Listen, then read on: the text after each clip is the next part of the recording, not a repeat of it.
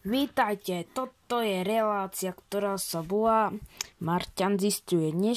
Dnešnou našou témou bude, že či je Chorvátsko pre boháčov. Dneska to ideme zistiť. Samozrejme, uvidíte aj vtipy. Dakedy sa mi toto aj stalo. Pichol som sa normálne o ježa. A som začal tak vrešťať, že mama mi to musela aj vyťahovať. Ale napokon však mi aj vyťahla.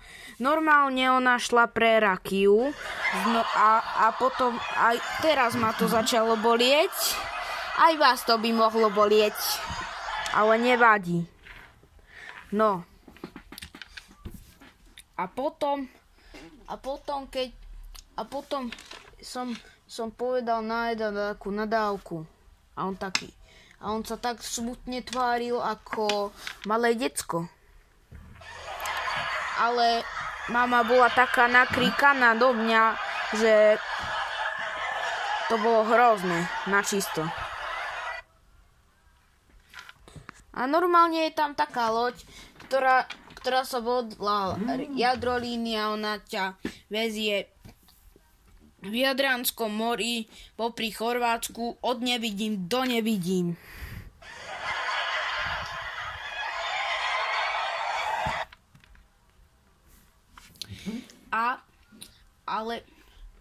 Ale potom mu sa to aj štípalo jak čili paprička.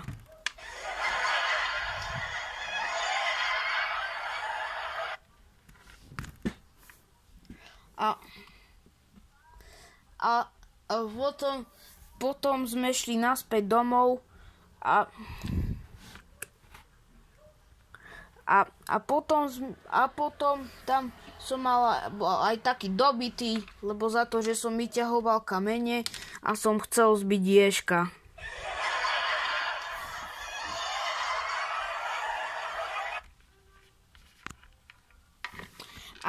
Ale sa mi to nepodarilo ináč.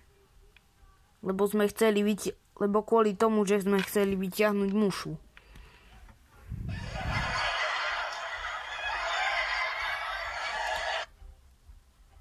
No, teraz vážnejšie veci. Chorvátsko nie je ináč pre boháčov. Inak tam prešli na euromenu.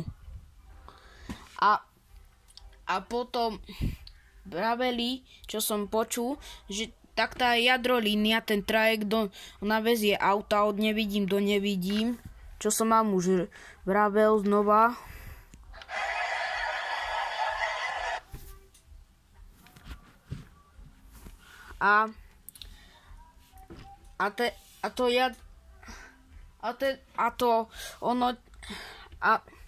To je za 2,5 ečok, čože je euro.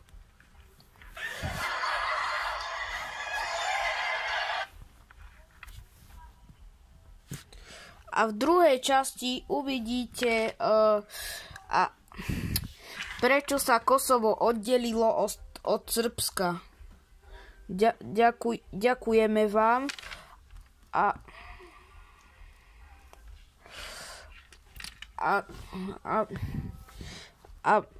počúvali ste a smiali ste sa. Dovidenia.